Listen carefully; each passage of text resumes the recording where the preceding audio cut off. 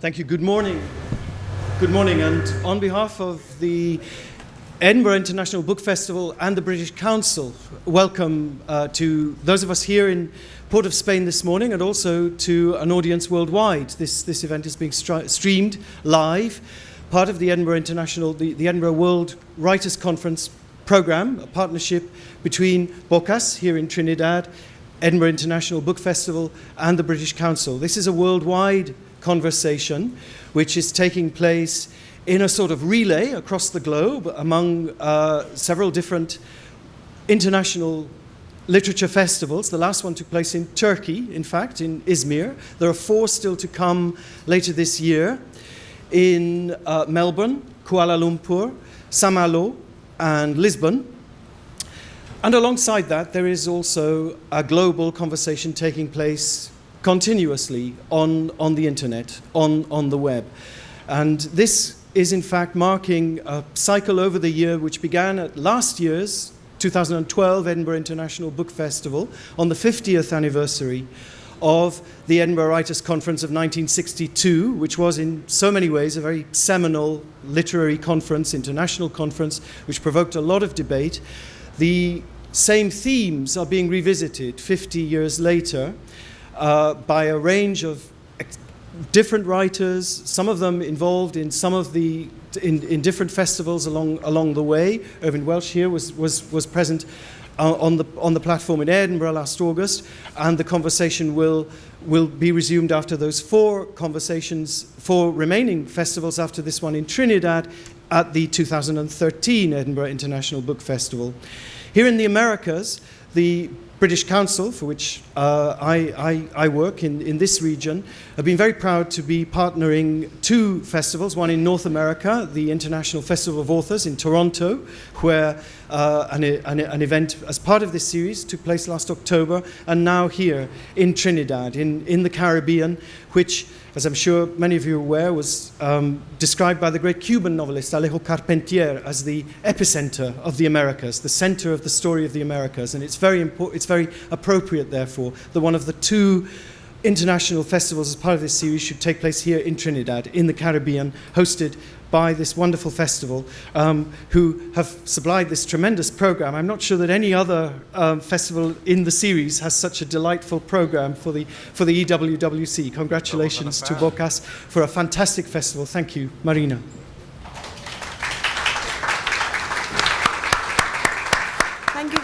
Thank you very much, David. He's taller than me. I've got to stand on tiptoe. Thank you, David. I will speak very shortly because this is being relayed live and we're on a very tight schedule. So what I really want to do is to welcome everybody and say thank you for coming. Lovely to see this room so full.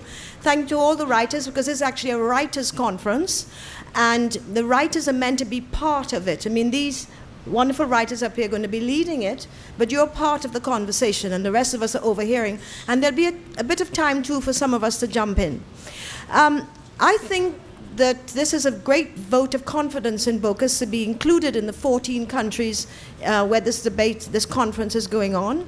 I was at Edinburgh last August when it started. It was absolutely wonderful. But Anu Lakan, who's been working on producing this for us today, tells me that this is the one that everybody's going to be remembering, because you're going to get on so bad that we'll go down in history. But we're very good at behaving bad in Trinidad. So you have to live up to the cause, okay? So have fun. You will see me slipping out, but that's not because I'm in disagreement with anything you're going to say. Or if I am, I'm going to keep it to myself. So have fun. Thank you very much.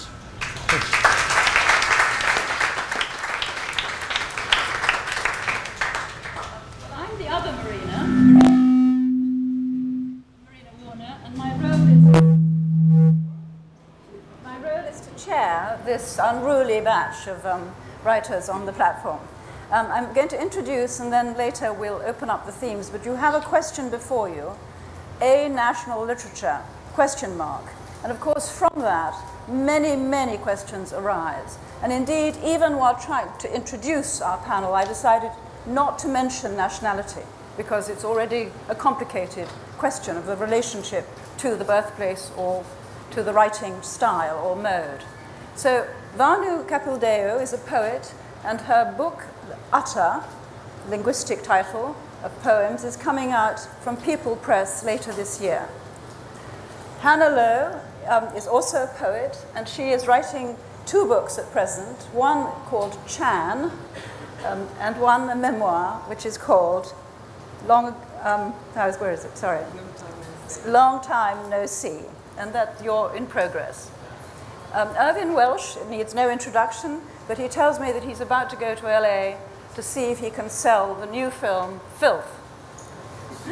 And Marlon James is our keynote speaker tonight. He has a new novel coming out, but not for a little while, so you'll all have to wait, which is called A Brief History of 7 Killings. So now over to Marlon, who will lead the discussion.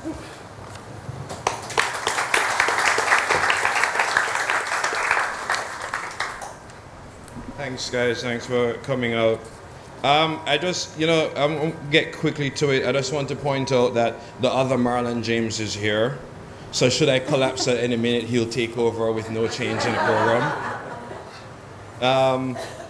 It's so funny. Back in another life, we used to work on photo shoots just to confuse people. So let's get straight into it. A national literature. As soon as I heard what was going to be the topic of this discussion, I thought of 2 things immediately. Chimamanda Adichie's TED Talk on the danger of the singular story, and an incident I experienced recently where, after being asked to interview the Jamaican poet Muta Baruka, I was, without my knowledge, then demoted to asking already prepared questions from the audience, all because a Jamaican organization found me unsuitable, an inappropriate voice to represent Jamaica to an international forum, which was sort of like telling Bunny Wailer that you cannot hang with Peter Tosh because you have been known to smoke weed. But what both instances reminded me of was the immediate pitfall of the danger in the term national literature, the same danger in terms like black music or women's fiction. That this is a categorization, and any attempt at categorization is reductive, like the Library of Congress reducing your novel to 3 words. Take away literature and substitute any other art, and this is quickly apparent. A national music, a national painting, a national dance step. Especially in this post-everything age, where national boundaries are not only irrelevant, but sometimes anti-art. Because at the core of categorization is an attempt to make something smaller and easily definable. Great art resists paraphrase, but is it national lit an act of paraphrasing? And we're already seeing this happening, a move, certainly in my country, Jamaica, to decide what is acceptable and unacceptable national literature. At the core of this acceptance versus rejection is a moralizing sprung from both religiosity and a certain jingoism, an attempt to enforce the singular story, sometimes with the delusion of diversity.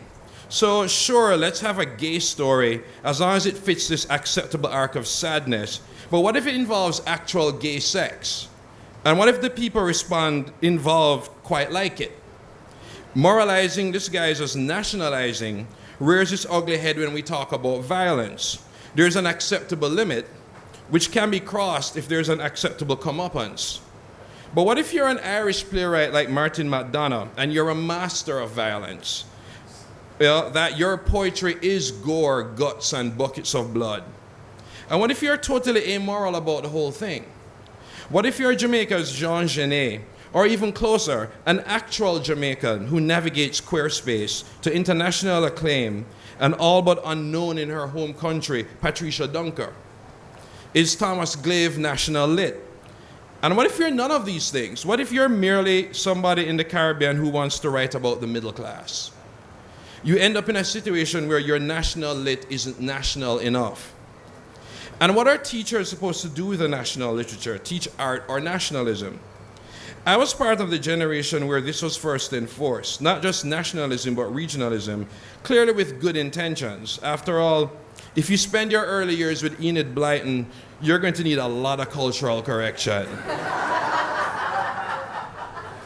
But the result was not a national literature or an appreciation of it. It was a steady diet of simplistic poems, leaden dramas, and failed novels, that caused, certainly in my generation, an unhealthy association of local literature with mediocrity, with nostalgia, and with sentimentality. That these were works to be consumed because it was your national duty. These were works not because it had any inherent value. And another thing happens when you're in the midst of this. Another thing happens is that we're in the midst of your own literature, you disappear. Because there is no body in these books like you. You unfortunately came from neither bush nor ghetto, so your voice is illegitimate. It certainly explains why in the discussion of Jamaican literature, for example, John Hearne and Louis Simpson rarely appear. What if you just don't look like a national writer? I remember when I was a student that I was told that nobody in Jamaica writes about the upper middle class but John Hearne, and nobody reads him anyway. And Lord knows the man should not be lionized, but he should not be ignored either. How do I get to be national enough? Who gets to define it? And will they be inclusive or restrictive? Because that really makes all the difference. A good parallel example for this is hip-hop. Between 1981 and 1991, rap music had its most creative years, certainly its most expansive, driven by this unbelievable sense of possibility. A form that came out of nothing could now encompass everything. But growth makes us nervous. By 1993, there was a growing mood that hip-hop was too expansive, too inclusive, and out of that came a new idea, that what is not hip-hop. The music started to define itself by drawing lines. You want to grow up? Sorry, not hip-hop. You're neither a bitch nor a hoe, you're not hip-hop. Can't keep it real and represent, you're not hip-hop. Now, an art form had a gatekeeper. And not only that, it made gatekeeping the legitimate means for defining the culture. What's the price we pay for this? Of music, of literature becoming so easily defined because it's being protected. It becomes easily produced. It becomes easily parodied. So take one small rural village, 2 grannies, a church sister named Dorcas, 2 wayward children named Lurleen, and 1 Mass Joe, because there must always be a Mass Joe. Throw in some rivers, a mountain, and a brush with Obia, and poof, you have a Jamaican novel. No movement has survived categorization. Not 70s style feminism that couldn't figure out what to do with non-American women. Or the Black Arts movement that couldn't figure out what to do with James Baldwin. A national literature, if it goes this way forward, as it sometimes threatens to do, won't get very far either. This is a problem that will stun art. Every few years, for example, we have a rash of Britain for the British fever, which is just a cutely racist way of saying British lit does not look British unless it's white. You get a case of too many paintings and not enough mirrors. Even rebellion gets couched in a nationally approved way, always moralistic, never complicated. Sexuality, if it happens, happens off stage. Poverty is always confused with simplicity. And the past is always suffused with nostalgia. A national literature whose first duty is to promote tourism, not art. Now, a national literature, if it's supposed to happen, has to be so broad that it risks vagueness. Like Japanese literature, it has to be constantly wrestled with and debated, even at the risk of extinguishing the very idea of it. Like Indian literature, it has to be both accept and throw away the concept of Indianness, and whether that has any bearing on literature at all. It has to include the next beloved, but it also has to include the next story of O. Criticism of it has to evolve beyond the petty sensibilities of critics and beyond the argument of whether a book should or should not have been published, or whether or not it hurts the brand. Japanese literature had to evolve from a very simplistic and jingoist idea of nationalism to something that celebrates both Murakamis, the one who dreams in fantasies and the one who writes sadomasochistic violence. Swedish literature is at once immediately recognizable and unclassifiable. It recognizes how essential it is, this contrary voice, this ambivalent voice, the deeply critical voice. Everybody, of course, knows The Girl with the Dragon Tattoo. But some are unaware that its Swedish title is Men Who Hate Women. And it's a scathing critique of Scandinavian society's almost institutionalized brutalization of women. And yet the book is held up as something to celebrate in a way that a book called Men Who Killed Battymen would never be in Jamaica. At least not yet. Maybe we need to rethink the term, not just literature, but the term national. National literature should never be anything that follows the word should. There's no such word as should in art. It can be cultural despite no flag-waving purpose. When speaking truth to power is a greater service than describing beautiful beaches and wonderful people, it resists literary blackface.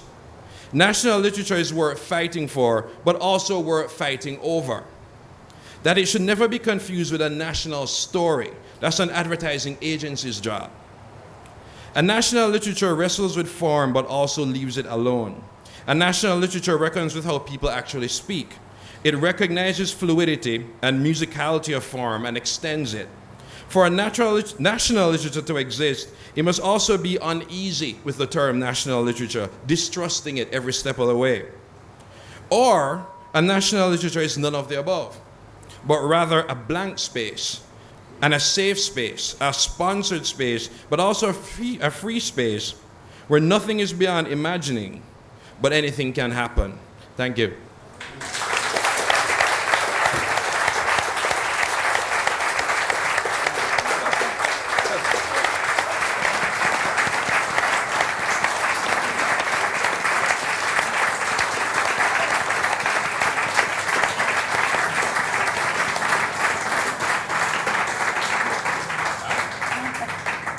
Well, I think you can hear from the warmth of that reception. Yeah, that something was recognized there.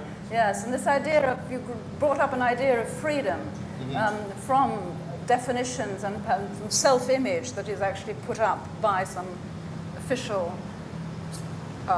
sources or channels to insist on. So now, Vani, you have, I think, some general remarks to make about the actual idea of a national literature. Sorry. No, but I think she may be right because she's far behind. I mean, it's... Oh, there may be feedback because she's got a mic. That was fascinating. Nobody can hear that, can they? Sorry. We need the mic.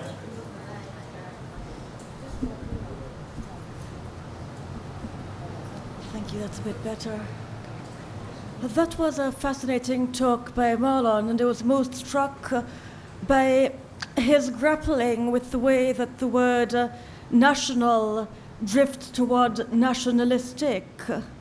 I'd like to go back to that word national and look at nation, the etymology, the word history of which is, of course, that which has been born. And I would like to question whether a national literature does have very much to do with birth, because if one takes seriously the Caribbean and, of course, Guyana, which is not an island, as a series of crossing places, historical crossing places over time, and take seriously the fact that the University of the West Indies has 3 campuses in Jamaica, Barbados, and Trinidad, and take seriously the fact that there has been mentoring of writers, marriage and affairs and letters and emails and plagiarism and fights across all the islands over decades, then possibly one might need to replace the word national with regional. Coming now to the word literature, and literature, of course, suggests 2 things to me. One is that which is written down for reading, and the other is an implication of something high versus low, something you might have to answer multiple choice questions on and then not get into the school you want. So, as against national or regional literature, I will invoke the idea of oral tradition, not just oral tradition in terms of storytelling or remembered and transmuted histories, but also the habit that people will have of narrativizing their experience within their heads. So even someone like Barbara Jenkins, Trinidad's prize-winning prose writer who was first published in her late 60s, early 70s, could arguably be said to have been writing all her life, but simply writing in her head, in her speech, in her communications with her students. So should one be looking for the site of literature in that which is published? I'm not sure. I don't want to take up much more than 5 minutes here, so I'm going to jump to the very controversial thing I have to say, which is not looking at ideas of elective affinities or the nation of the imagination, or myself as a diasporic person who is somehow Trinidadian, though I'm never in Trinidad long enough to see the turn of the seasons, nor have I planted a garden here. I'm not sure I would claim Trinidadianness for myself. I would like to ask, how is a literature national if it is not accessible to people within a geographical territory? Mervyn Morris calls for readers in his articles. He has been calling for readers for decades. Are there traveling libraries? Are there literacy programs where adults will read alongside children, not just storytell, but read? How are books published abroad disseminated? Are local authors and visiting authors willing to work for free and travel? How does infrastructure of transport affect this? Is national literature actually national flavor literature? So someone in New York, Paris, or with access to Amazon, someone in India with access to Flipkart, going to buy a Jamaican book or Trinidadian book, but that book does not percolate throughout Jamaica and Trinidad. So that is really the question I'd like to leave you with, is the relationship of national literature to the everyday narrativization, the practice of writing and reading and thinking oneself within and beyond the geographical and linguistic limits. Thank you.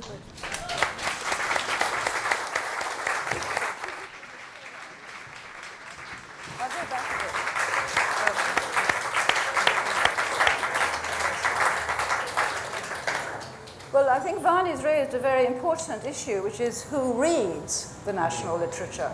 So not who writes it, but actually and what happens to those readers who receive it, and how the contents are actually changed also in that relationship.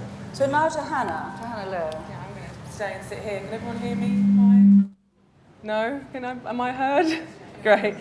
Okay, I mean, it was great to hear Marlon expressing that anxiety about the single story in relation to the nation, but I guess I'm going to talk specifically about the dilemmas of English literature, since I've heard myself called an English writer here, so I guess I must be.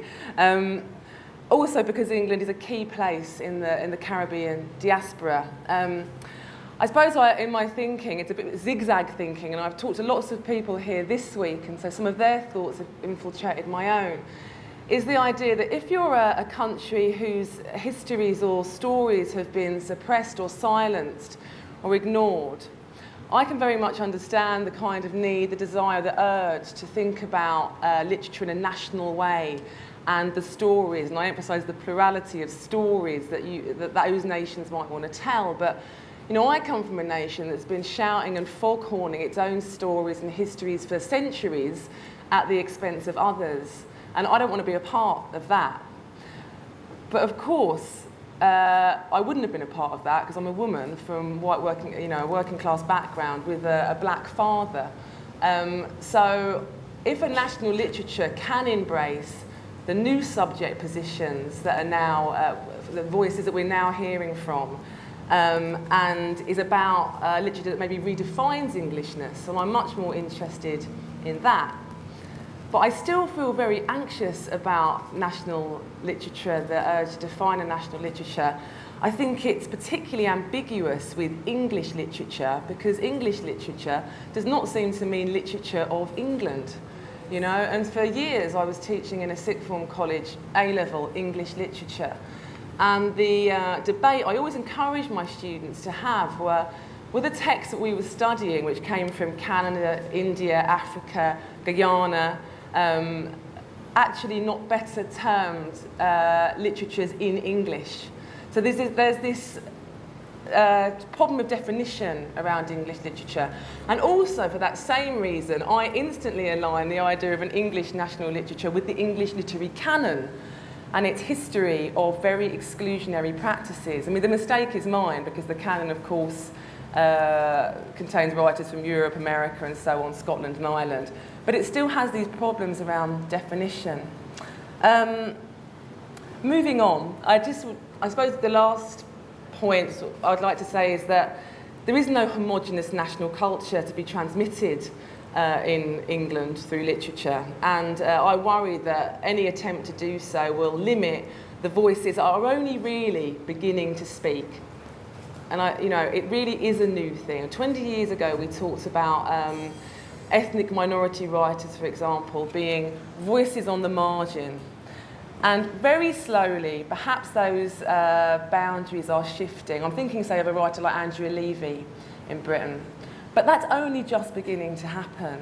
And I worry that any definition of a national literature will be limiting in that way.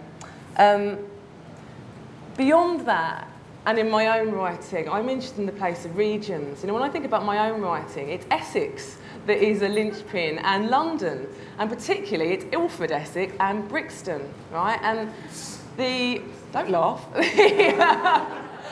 And the Jamaica of my mind, and the Jamaica that I've written about, was formed in Ilford and in Brixton.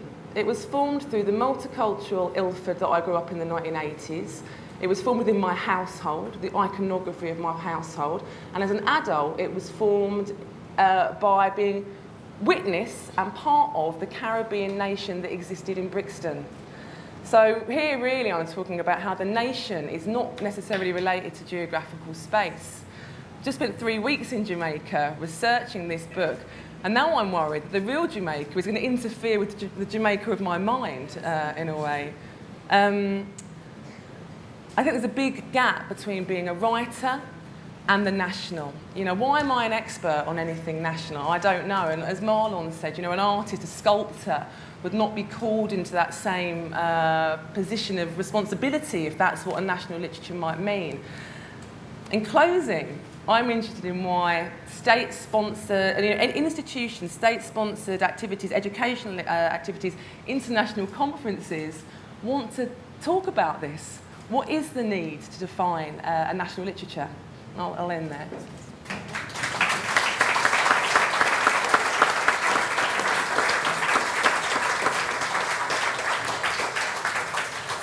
Thank you very much, Hannah, for complicating the picture, I think. Very lucidly, though. Now, one of the things that Marlon said was that the national literature was not national enough. Now, I'm not sure that this is a criticism that could be levelled at you, Irvin. Yeah, I think in general terms, there's not a lot I can disagree with what people have said, and it kind of, it's a bit of a mess, this whole issue, and as Marlon said, it's very limiting to think of a national literature, and we don't want to think of it because we don't really want to. When we start thinking about what constitutes a nationality, we get that by its nature is very reductivist. But some of the things that have come up, which are kind of very interesting, it's the first one is access, which has been mentioned. How can anything be said to be a national literature when people don't really have access to it?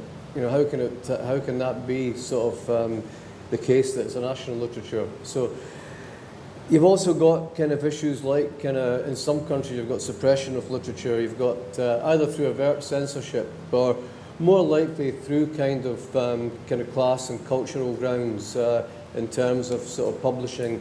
Also in terms of the market, the way that the market's now structured, that people are encouraged to write into marketing holes, such as genre stuff. So there's a kind of, people are encouraged to write for a transnational market with a little bit of kind of nationalistic kind of flavouring throwing in.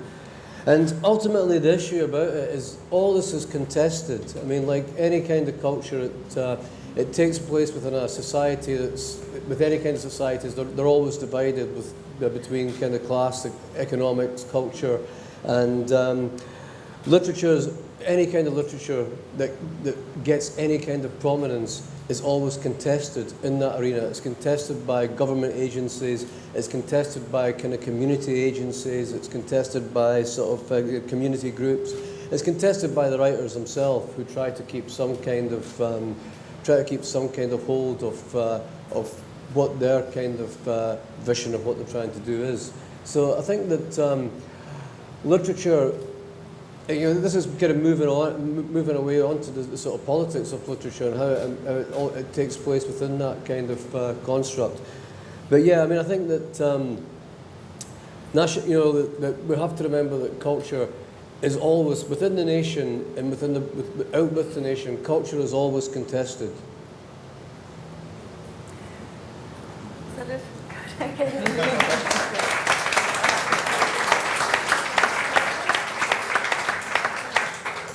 Culture is always contested from the people who are making it, or are you trying to avoid the should word?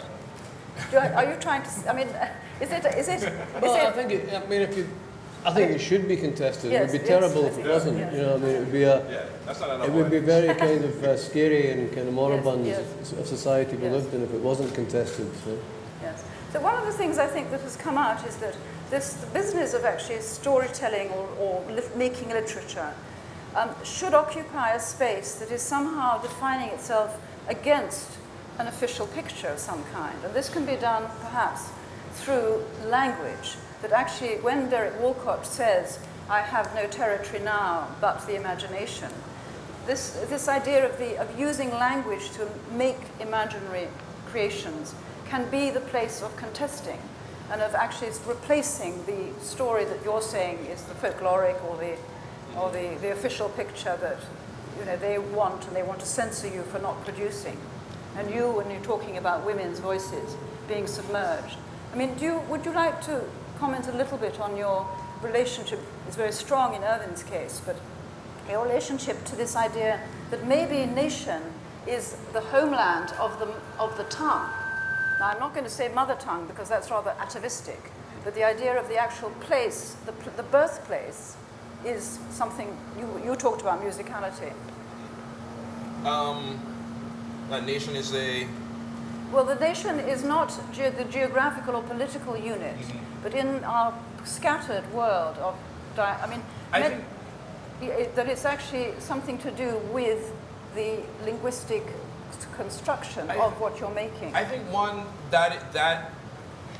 it can certainly be argued that way, but I also think it's something that will permanently be debated. Indian writers in the diaspora and Indian writers in the country will always fight, and actually think they should.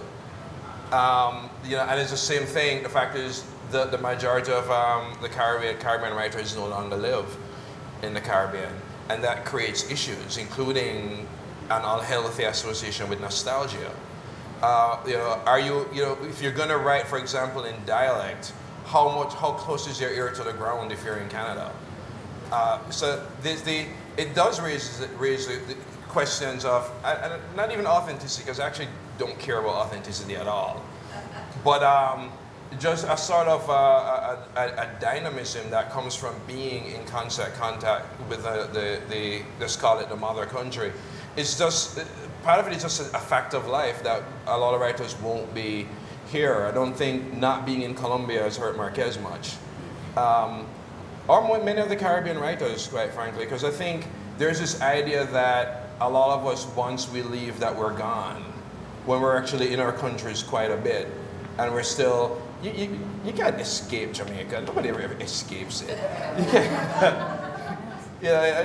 Go 2 steps in Brooklyn and you run into it. So I think, yes, that nation, certainly from a literary perspective, is just too big. It's too broad. It can't be a geographical thing.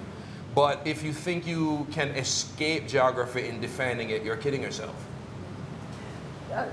Vani, do you want to comment on that? Because your work is actually very experimental linguistically, and your last book is actually called Dark and Unaccustomed Words. And you try out many different forms of writing, many different registers of voice. And would you like to try and relate that to this idea of the nation as some kind of language that you carry with you? Possibly. Oh, sorry. My first language seems to be howling. Yeah, Hyenas howling, yes. Yes. But, I mean, dark and unaccustomed words is actually a phrase from George Putnam's 16th century work, The Art of Poesy. And I was reclaiming that phrase because he uses it in an exclusionary sense to critique fancy language.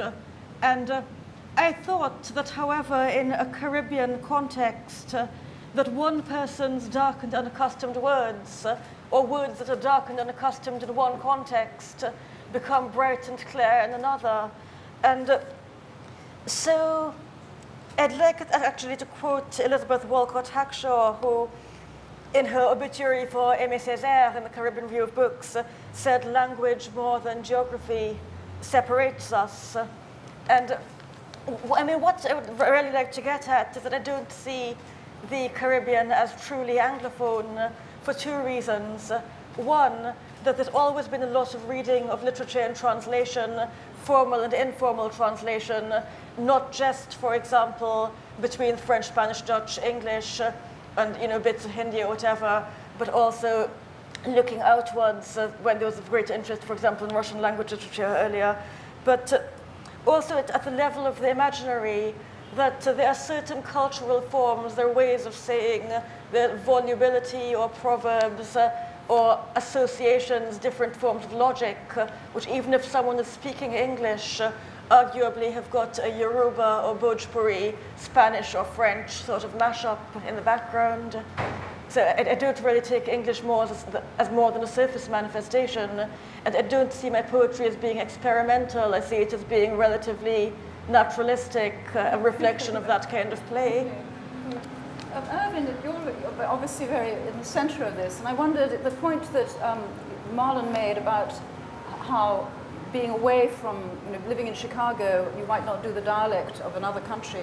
How do you feel now you've moved to America about reproducing this extraordinary, energetic, demotic Scots that you've been doing? Yeah, I mean, I think that you kind of, you're right. I mean, I don't believe in authenticity either as a writer.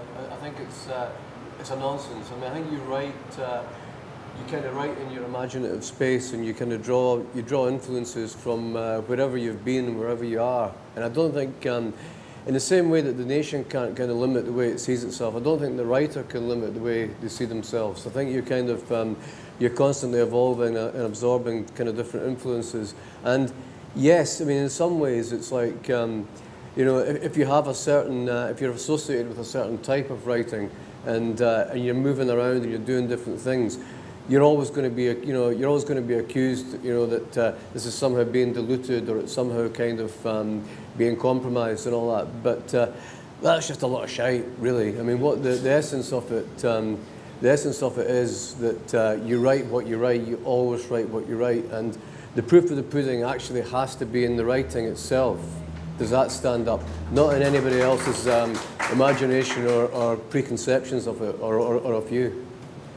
Well, one of the things that a national literature might be expected to do is actually relate to history. And you mentioned this fact of the untold stories that could come through the lives of women, sometimes the lives of children, and how the imaginative literature can go to those places where the official archives may be silent. Have you found that with your new work? Yeah, absolutely. I mean, in a way, I'd like to pick up on the point that was just said about, Marlon made this point about, and then I could address that, about you can't lose Jamaica. But I think, what if you never had Jamaica, which I didn't, I wasn't born in Jamaica, but there is a strong link to Jamaica. These questions it's not just questions of authenticity with language, it's also questions of perception and the claim you make. Like, the Jamaican vernacular is one that is very familiar to me. I grew up with that all around me. My dad's voice, he switched between speaking very sort of with C pronunciation to thick patois. And yet, for me to write in that voice, I feel is very problematic. And that's got also to do with the way I look. So I just like to further problematise these ideas around language. I never had the language, it was never my language. But I know the language. but I don't feel I can use it. So it's a slightly different thing. To kind of respond to your question, and again, apologies for sort of talking so personally and anecdotally.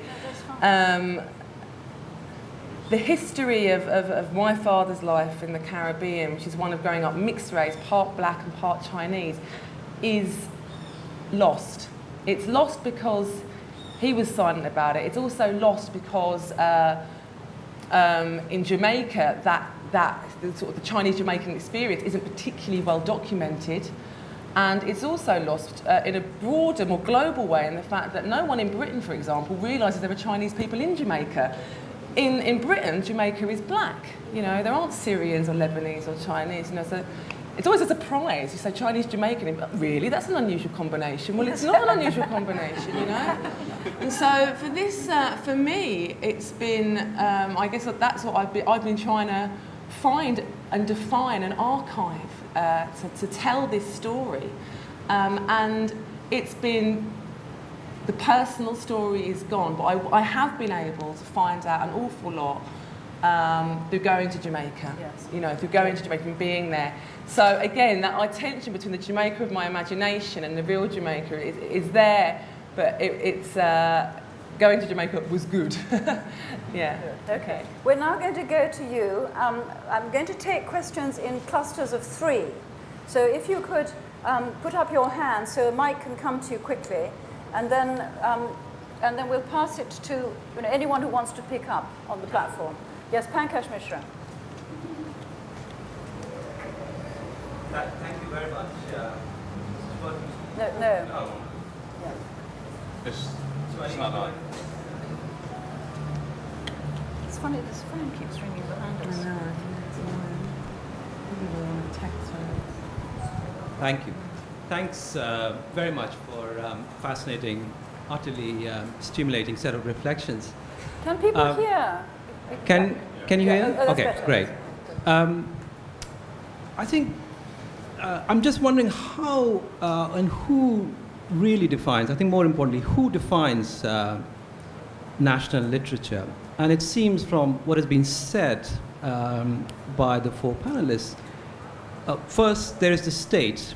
There is the state with its own peculiar aesthetic, where it sees literature as a means of nation building, and asks writer to contribute to that particular task. And it becomes particularly urgent when the nation has not yet come into being, and so many Asian African literatures really emerged out of the anti-colonial struggle.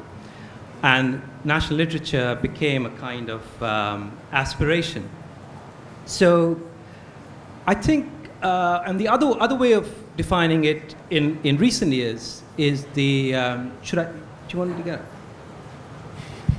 The other way of defining it is basically multinational publishing houses which identify particular national literatures and also choose which ones to privilege, which ones to publish or highlight at any one particular moment.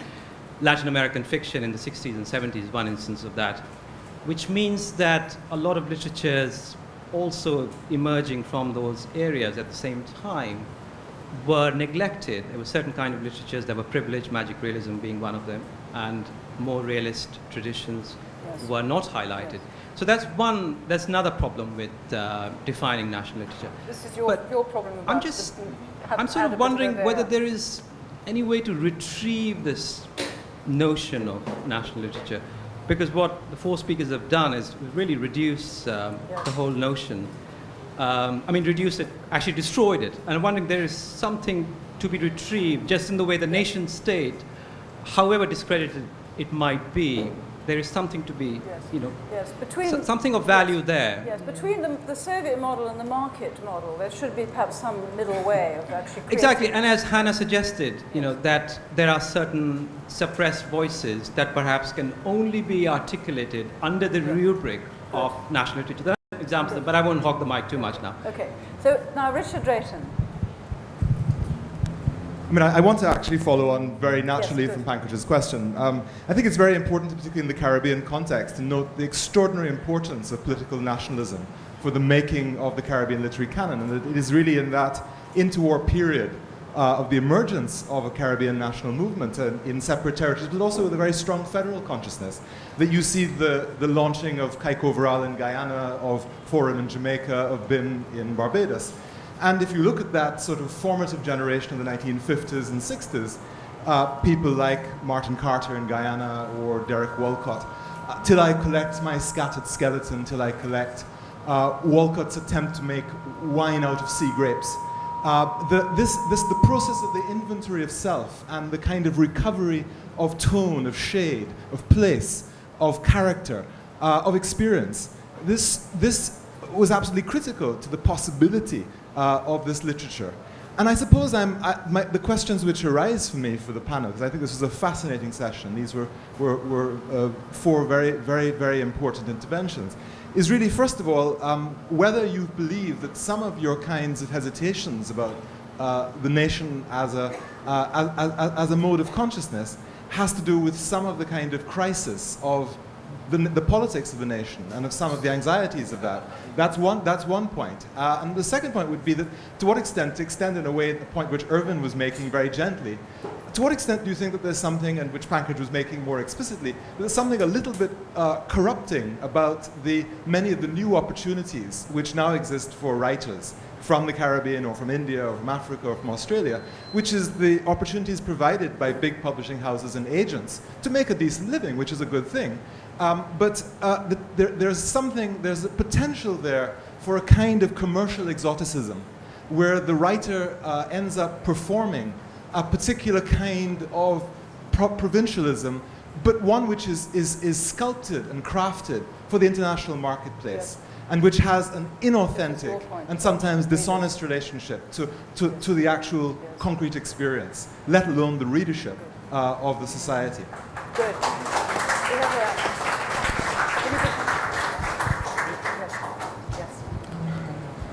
Who's that? Thank you. My name is Rodney Foster. Sorry? My name is Rodney Foster. I was born here in 1946, migrated to the US, and I'm living there now for the past 40 years, but I come back and forth. I was looking for some clarification to define myself. I call myself a Trinidadian American, and I've written 2 books. Part of it is in the dialect of Trinidad, which I love, and I came here to get some help in defining who I am. And looking at the title, a national literature, I think we have to scratch out that word national, because in this age of globalization, we are not one or the other. We are several nationalities. And I'm just a writer now. A writer from Trinidad who has lived in Brooklyn, California, Atlanta, and I come back here, and there are some of my Trinidadians who say, we don't speak like this. And I thought we spoke a beautiful Trinidad dialect, which I'm trying to preserve. So I leave here this morning a bit confused. Good, okay. Good, okay. So we now have, can we salvage the idea at all of a national literature? I mean, we've got, and also the problem of the market. I mean, this has come up in several people's comments today. Is there some way that the writer can be freed from these forces? You actually mentioned in one of your earlier speeches or talks that there might be funding, that maybe there could be some state-sponsored form of literature. But anyway, could you take Pankaj and the other? No, I agree with Pankaj and Richard that without these nationalistic movements, this type of forum wouldn't even exist.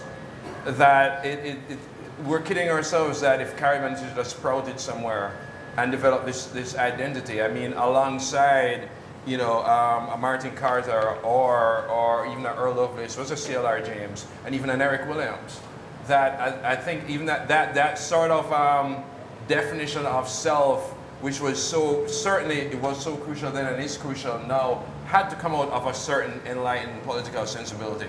Also, even in very, very practical ways, a lot of these writers got their first sort of real support from these politicians, from these people connected in these ways. And it's ridiculous to ignore that. So that link is crucial. The idea of Caribbeanness or Jamaicanness or Trinidadness came from that.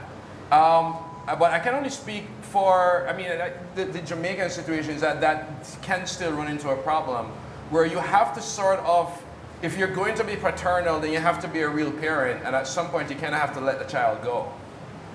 And what the pressure is too often that you have a very, very narrow idea of what your child should look like. And that eventually becomes a problem, where institutions with very good intentions become sort of the problem. Sort of, what do you do with queer voices and somebody who wants to write science fiction or video games? That you have to be a kind of hands-off parent in a way. That you have to recognize that you really want this thing to go, you kind of have to let it go and stop having, and actually we forget that actually was the principle that was guiding a lot of these movements. There was a time, for example, when Cuban literature was so expansive, but now Cuban literature is Nicolas Guillen, it's no longer Reynaldo Arenas. Because somewhere at some point somebody drew a line, and I think that's the thing that you have to be. This thing you have to be vigilant about as well. That there's that defining ourselves never become an act of line drawing. Yeah. Varney, would you like to see a different way of publishing, writing from the diasporic world of the former because a lot of this comes from the former colonial map. These publishing lists, and would you like to see that actually completely reconfigured? Well, I was actually thinking of something quite heretical, which is in a way that map is. First all, I'm not sure about the colonial paradigm, because someone like Jeremy Pointing, who obviously is based in Leeds, is all over the Caribbean all the time and genuinely transnational. So something like the People Tree List, even if it's being published out of Leeds, is essentially very, very Caribbean. So I'm not sure that those paradigms need to be as critiqued as they sometimes are. But the other thing is, I was thinking heretically that what's lurking behind some of the discussion is the idea that a certain mediatized global success is part of the package of being a writer. And why should one not be content with being locally known? Why is it that being read, because I'm a poet, I don't make money, I've lost money on all my books. I give them away, people photocopy them, I encourage people to photocopy them, and so on. And why is it that having, say, 100 to 200 sales in London should be better than having 30 sales in Trinidad, 20 sales in India, 20 sales in South Africa, and 100 untraceable sales on the internet? I'm not absolutely convinced about that. And the other thing I want to talk about is embodiment and exhaustion. Because again, anecdotally, I know of two Caribbean origin people who were dealing with major publishing houses in the UK, and they were both turned back on their projects with the words, "We've already got someone from such and such," or "We've already done something from there." So unless stuff is happening within the geographical boundary, perhaps unfashionably corresponding with the nation, stuff is not going to happen. It's just a practical thing, really. Yes. Yeah, not an anecdotal thing. My novel was actually rejected by Penguin UK. And the editor, who I have a big respect for, asked me if I would consider rewriting it in standard English, because Britain and the rest of the world wouldn't get on board for a book in dialect. Yes.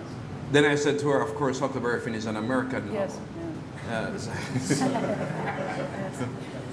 Do you think, Irvin, that in some ways the way that a novel opens up a window into, takes us, the readers, to explore something we haven't experienced, that one could actually say that your vision of Leith has some characteristics of the exotic travelling that is kind of the effect of our reading Caribbean literature when it's packaged in. I mean, are we, when I go into your suburb, it's very, very unfamiliar to me, but so there's a sense of a comparison. Yeah, I mean, nobody likes to think of themselves as a travel writer or kind of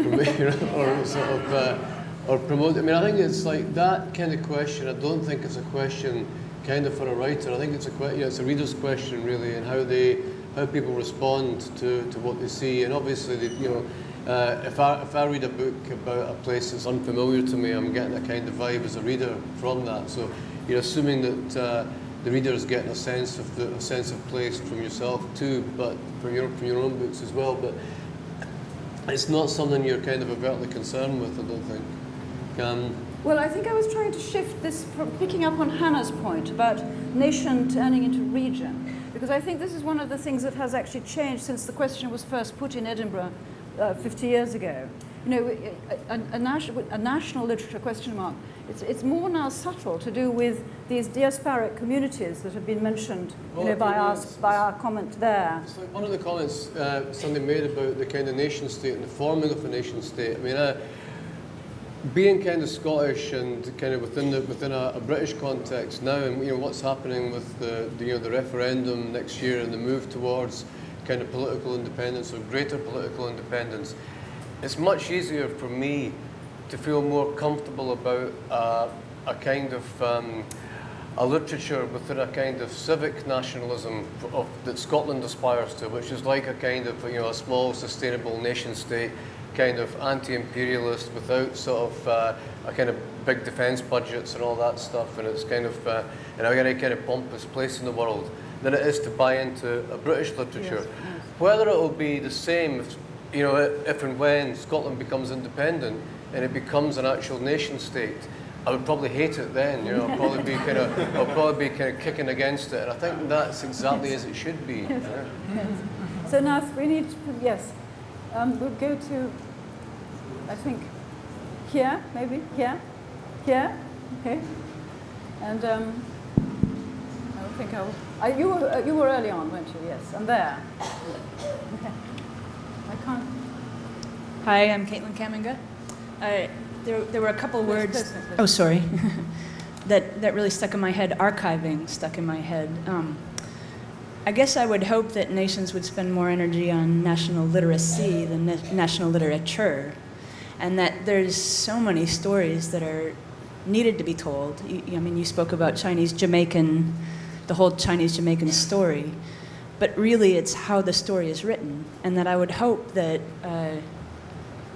that it would be writers that would choose books that would be promoted as stories that are worth reading, but that it would be literacy that should be focused on, not national literature. And it's when you talk about national literature, that surely we're talking about government employees choosing what is worth being read, but that shouldn't be the case. It should be great writing that is worth being read. And you can write a story about, I don't know, a chair, and if it's well written, then it's worth reading.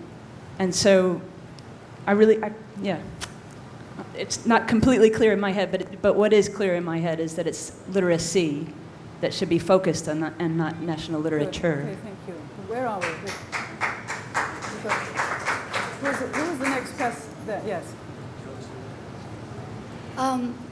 I just wondered about criticism and the place of criticism, and whether a concept of nationalism is useful when it comes to teaching literature at university or schools, because all the writing that the writing that you produce, sometimes you need a little bit of education to understand it, or where it comes from, the traditions behind it, and whether we could keep a little bit of nationalism for that, to do that job.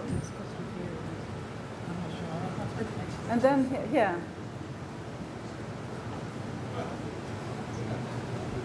I was struck when Marlon was speaking that he said it's worth fighting for and it's worth fighting over. And it seems we've heard a lot about the fighting over. And I just want to press that idea, I think, to return to what you were saying, is what's worth fighting for.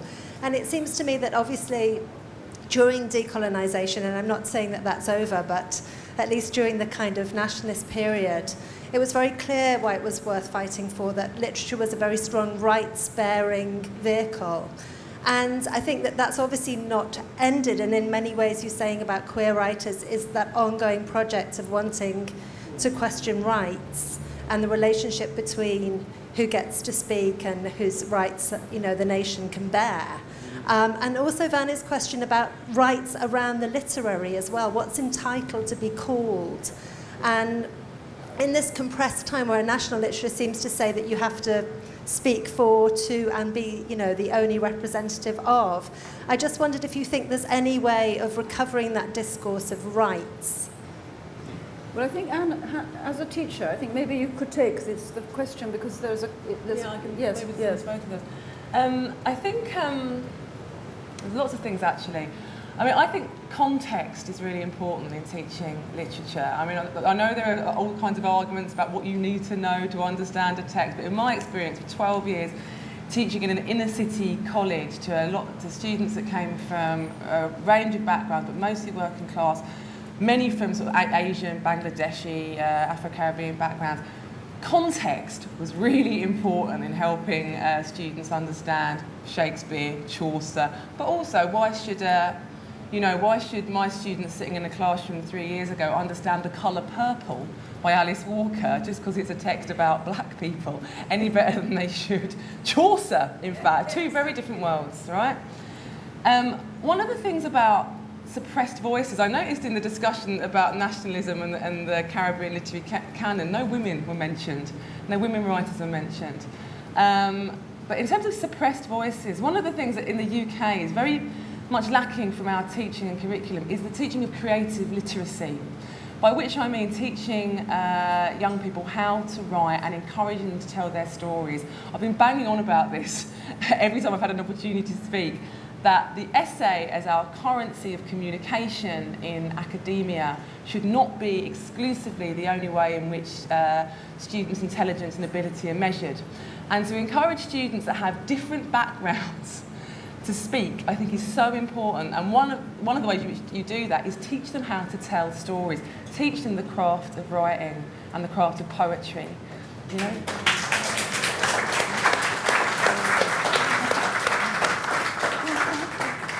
I'm trying to remember the question now. There was a question. There was a question about literacy there, and a question about rights in the what sense? The question of whether, if we almost say that we want to abolish the idea of the nation, and why would we want to fight for it, which you did say, fight for and fight over. Yeah. Is one of the reasons for fighting for it because it's at the level of the nation that rights are often still delivered and determined, and therefore that question about the relationship between literature and rights, you know, rights as a rights-bearing discourse, is still an ongoing one. I think it goes to the heart of the question of various comments you all made, and that is there a responsibility for literature to elaborate an ethic that is based in the country you're in? I mean, and this, of course, is I mean, this is a big problem. Yeah. This is what's, in a sense, what you're saying. Do we find some way of? And I think you've all been saying you shouldn't actually, but let's just hear. Well, as I said, that gets into the whole tricky territory of should. And I remember there was an interview with William Burroughs, and the author, the interviewer said, "So what should I write?" And he just stopped him. There's no such thing as should, with writers. But I think, the question of rights and should it be argued or fought for, I think that debate even about the very idea of what literature is should happen. It needs to constantly happen. It needs to be constantly fought down. It should be defended and argued against. It should be combative. One of my absolute favorite critics is Anis Shavani. And a lot of American writers really can't stand every time he puts something out because he has so much vitriol. Like, that's not vitriol.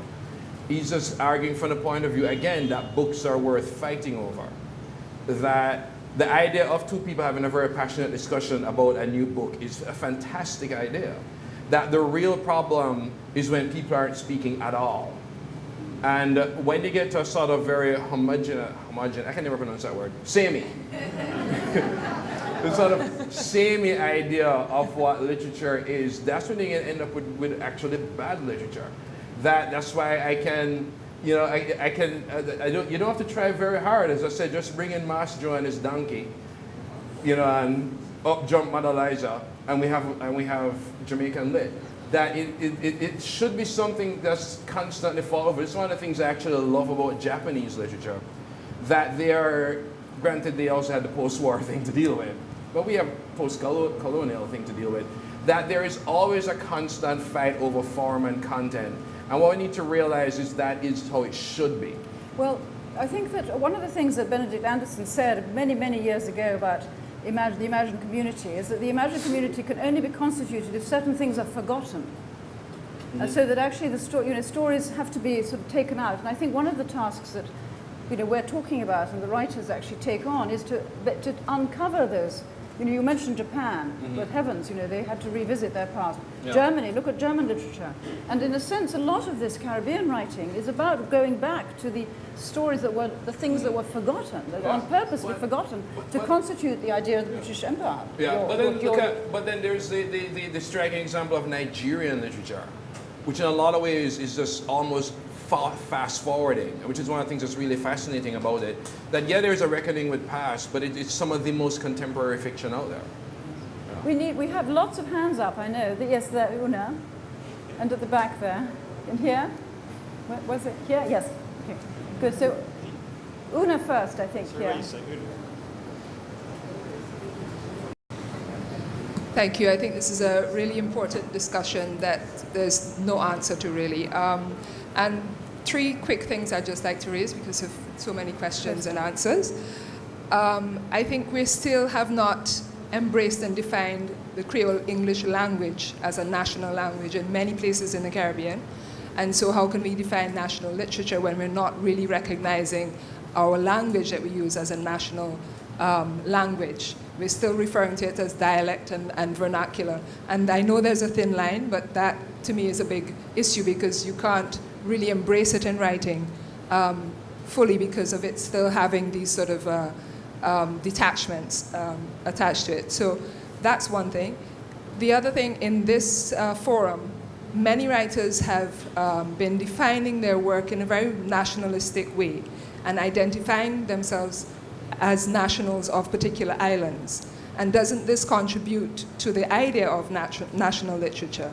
How do we separate ourselves from where we write from? And this brings me to, what does it mean to be a Caribbean writer? We sort of have a broad genre of Caribbean literature, but then what happens when a Caribbean writer writes about India? Or you cross those borders, you cross those boundaries. How do those geographic and identity issues be resolved in the definition of literatures? So those are two questions actually to bear in mind: the Creole idea and the idea of the wider Caribbean. I think here, and then at the back. Thank you. Irrespective of which country we speak about in the Caribbean, the legacy of slavery, colonial domination, which is still manifest in the political, economic institutions. Some writers, whether it's Ngugi wa Thiong'o or Chinua Achebe, they very affirmatively stated that their role as writers was to rehabilitate the sense of African consciousness, possibility. Should the Caribbean writer, since the legacy of oppression and suppression still exists, I think the expression was to liberate suppressed voices. Should Caribbean writers not see their role as being allied to the process of redefining and liberating the voices which have historically been suppressed.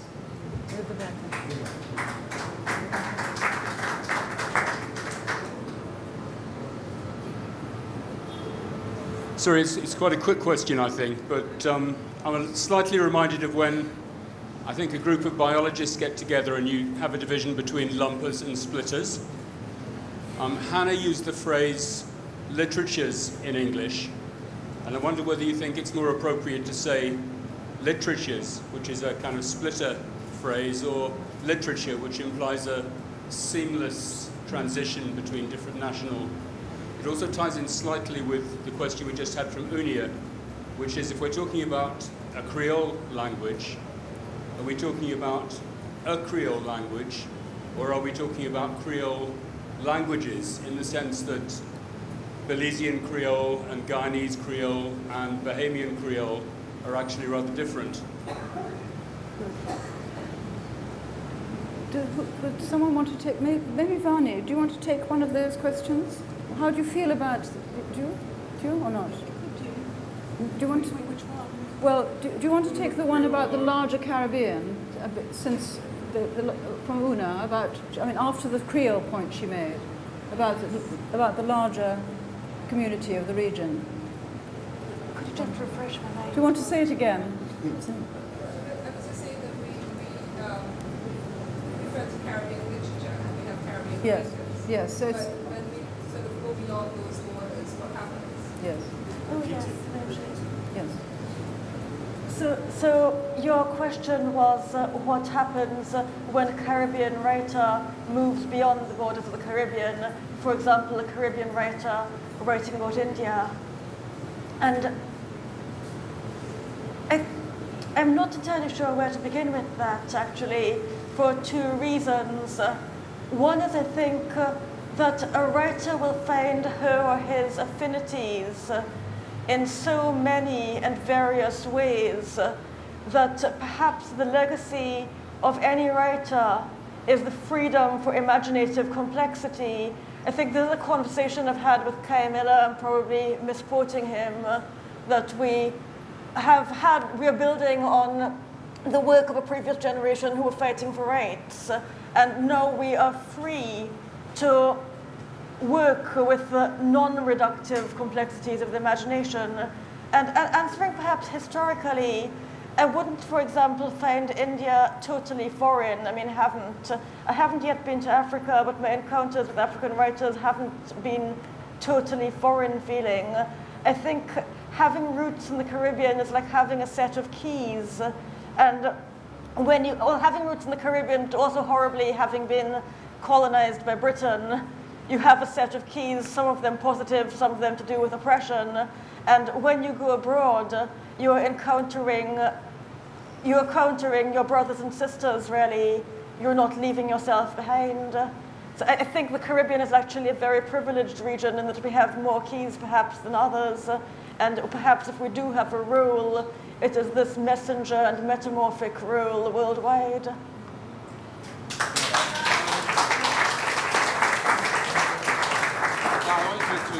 To come back to your question, because on one hand I do think it's very important, but on the other hand I still think it's kind of skirted into, again, should territory. And I think, the Chinua Achebe generation, is you're right, fought for a certain type of voice. But one of the things we have to realize is that a writer now no longer doing that is kind of a sign that Achebe won. That if Alan Mambunku can write a novel called African Psycho, which is just about an African who is trying so hard to kill as many women as possible, it's hilarious. That to an extent that he now feels free to then venture into any territory is a sign that Achebe won. Is a sign that his fight for liberating voices, was won. That Chimamanda Adichie is there, or even Atisha Cole is there because that struggle, it still continues. But you have to. It's a sign that there were some major victories struck. And if Alan Mambunku is not writing African Psycho, it's in a way saying that Achebe failed. So sometimes we have to recognize victory when it happens. That sometimes victory means we no longer write about the war. But one of the things that comes up, I think, in your question is a collision between history. You're talking about the actual stories that happened, and the work of the imagination, because it's not necessary. Is there a responsibility for the imagination to record or retrieve history as it might have happened? I mean, this is a very, central question in an era of massively popular historical fiction. I don't know, Irvin, do you want to take that for? Well, often, I think often we can overthink it really, because the writer writing is a very selfish, kind of self-indulgent act. Basically, you're kind of, you're looking at, you're operating from every kind of stimulus you've had of kind of culture, background, and everything you've read, seen and heard, every kind of encounter that you've had. And you're trying to sort of craft something from that hopefully has kind of universality, hopefully has appeal, and hopefully chimes with other people. I think if you start to get into the kind of, if you start second guessing either what should go in this in terms of a kind of, a sort of an overcooked and crafted sort of cultural sandwich that's going to appease certain people, or that is looking to have a market appeal, I think you've kind of really lost the whole point of being a writer. I mean, I think it's like the freedom of the blank page and the freedom of the imagination are your real tools, and that's kind of that's the starting point. Of course, there's all these other influences, but I think in many cases, one of the reasons I think writers don't like being on panels like this is because it makes a kind of subconscious process kind of more self-conscious, and you don't want to be self-conscious when you're a writer, because you don't really want to kind of kill the goose that lays the golden egg. You do want to get on with it, but yeah, I mean, kind of obviously tying it back to nationality, it's obviously one of the kind of the big areas, and the other ones like kind of class, race, gender, economic background and all, they're going to influence writers either more or less given their own particular experiences, and that's the way it should be. Yes, Nana, yes. Just responding to this idea that Marina just mentioned, that there might be a responsibility to imaginatively reconstruct, and I emphasise the word reconstruct, a history of oppression, for example, in the Caribbean. It's impossible to accurately do that. You can only reconceive or reconstruct, and how writers do that is of great interest. It's almost of more interest to me that the gaps and the silences become the theme. It's the reason there are gaps and silences that is interesting, and those are things that can be exploited in the work. When a writer deliberately makes clear to a reader that there is an act of reconstruction going on, that in itself is political. It forces the reader to think about why. Why isn't there? Where is why can't we be accurate here? Is the question. I think we have one question there and one more on this side over there, and then those are the last questions, I'm afraid. Yes. I think you've gone really on where I wanted to come in, but Sorry? You might not on. I've been told to stop, so it's... Sorry. I wanted to come in earlier and the conversation has moved on, but I was left holding the mic, so I'm going to take my chance. My name is Peter O'Connor. I write a newspaper column. I want to join those who earlier expressed a concern about trying to define a national or regional literature. Out of that, I see committees who might decide whether this work or that work might apply or comply, and I think we should leave it alone and let it grow like a saman tree and let it spread, and eventually out of that we will have a regional literature that has defined itself and grown on its own. I worry about control. Yes, thank you. Good. Okay. And one more there.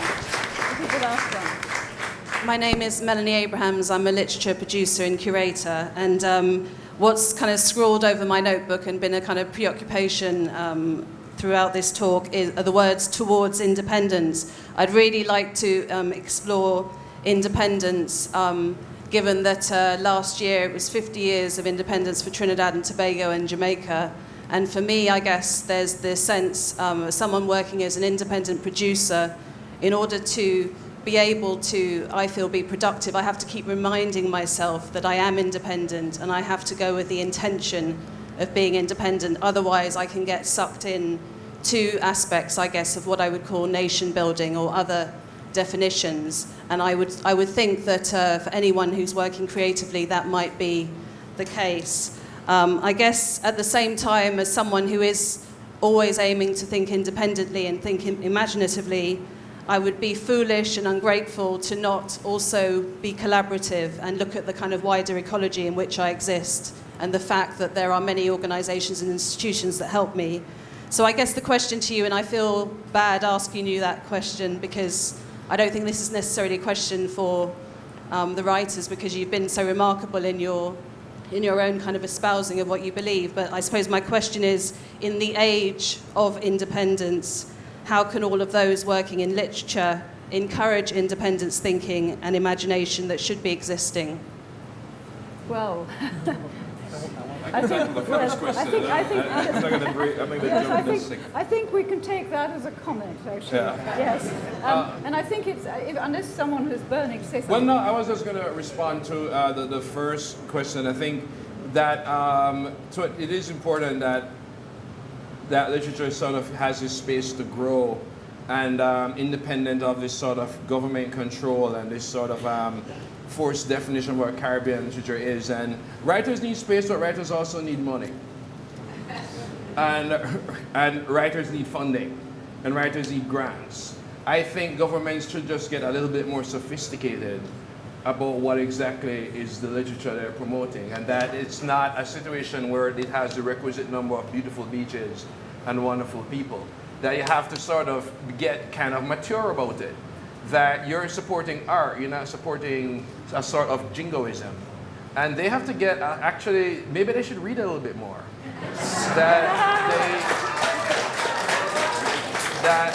Because the fact is, we're in the Caribbean, we need the money. And the support and the infrastructures, and they have to get to the point where they are sophisticated enough to respond to that. And play a more constructive role and play a role of I'd rather just close your eyes and give me the damn money. and leave artists to make art. This leads in very well to the next debate, which will be tomorrow at the same time, and should literature be political? Because I think many of the things that have been said today actually lead into that debate. Yeah. Because it's the politics of the market we've heard a great deal about, the access of readers, and on the whole, I think it will be fair to say that you have asserted your freedom as writers not to serve a national literature.